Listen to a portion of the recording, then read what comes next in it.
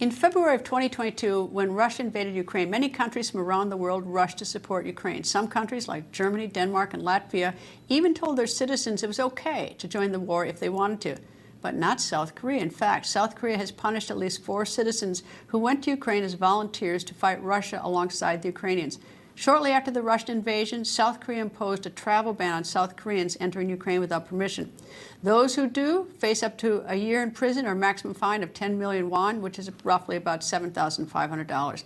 Speaking of Ukraine, another major win for the country. Yesterday, the country's Deputy Defense Minister, Anna Muller, confirmed that Ukraine has regained control of the village of Urozhain, thanks in part to Ukraine's use of the controversial cluster munitions. Ukrainian Marines continue to inch southeast towards the key port city of Mariupol, which has been in Russian control since May 2022.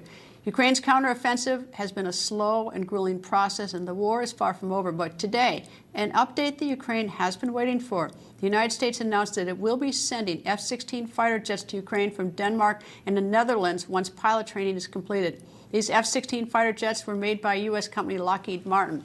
Ambassador of Ukraine to the United States, Oksana Markarova, joins me. Nice to talk to you, Ambassador. Pleasure to be here, Greta. Thank you for having me. How important are those F-16s?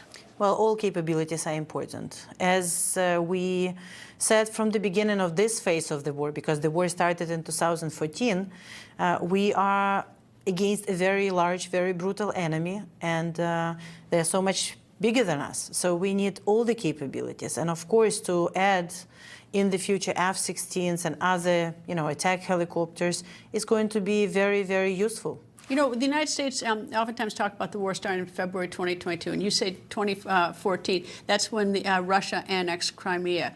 Did the United States, has the United States sort of glossed over that? I mean, did we sort of ignore what was going on in Ukraine until February of 2022? Because that is such an important point, such an important time in Ukrainian history. Well, U.S. never acknowledged this illegal attack in Crimea and annexation and illegal also occupation in parts of Donetsk and Lugansk. But you're right, the reaction not only of the U.S. but the whole world has not been as strong as it has been since February 24th. And we're very glad because Russia miscalculated gravely, attacking us this time, again reinvading Ukraine and starting the full-fledged war. And now we have the whole coalition of countries and very grateful to the Americans that U.S. is on our side today. Well, I've been there, as I told you before, when you just sat down. I've been there.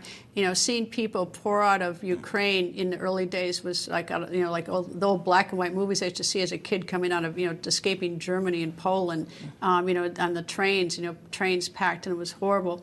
And then you've got the food problems, and you've got the rugged winters there. But the American people, were so vastly interested in the beginning. But now we've got 2024, we've got an election, we've got Maui, we've got the wildfires in Hawaii, we've got all these things going on, and it seems like there's such war fatigue among Americans. And do you see that? Do you worry that there's war fatigue to get Americans interested in your crisis? I just came back from Ohio, and it's not only in Washington, D.C., it's everywhere that I feel very strong support of people on a very strong bipartisan basis. Yes, it's been a very long war. Yes, it's very difficult. Yes, it's natural for people to pay attention, especially to what happens back home. But I do feel that the majority of Americans understand that this fight is so much bigger than about Ukraine, that it's about the values which Americans share with us, freedom, dignity, independence, something that this country is based on. So thank you for being there, and thank you for all brave journalists who travel to Ukraine and who show what happens there on the battlefield, but everywhere in Ukraine. It's because of you and our fight that Americans still support us, and I hope the support will continue. This war is lasting a lot longer than I think everybody expected. Well, first of all, the Ukrainians were pretty tough. I think the Russians thought Putin thought he was going to roll over you. That didn't happen. But is there an end in sight? Well, President Zelensky very clearly stated even last year what would be the peace formula, what would be the win for Ukraine, but not, again, only for Ukraine, because Putin not only disrupted life in Ukraine, he also completely challenged the global order as we all knew it.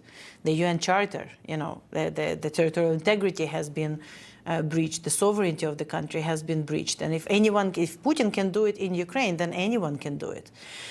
So the end game is first, of course, to win and regain control over our territories.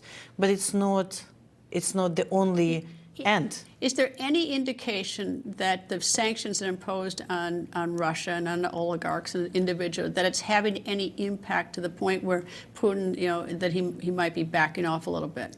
It has an impact. It decreases the ability of Russia to actually conduct this war, to produce, to make more money for this war. And it also decreases the influence of all these people around him. Now, in order for that to be decisive also in stopping the war, we need to constantly upgrade the sanctions. We need to constantly enforce them so that they're not evading them. And there is still a lot we can do. Out of 330 Russian banks, only 24 are sanctioned by the US. So it's still a long way to go. Well, your background is finance, as you told me. At what point does the Russian economy collapse to the point where the Russian people tell Putin that's enough? Well, it's a very isolated economy with the exception of course, oil and gas and everything that they are selling. So in order for them to feel, and again, Russian leadership does not care about the Russian people. They already are living very poorly, but it doesn't stop them from spending billions on war, on killing Ukrainians, rather than doing something for their own people.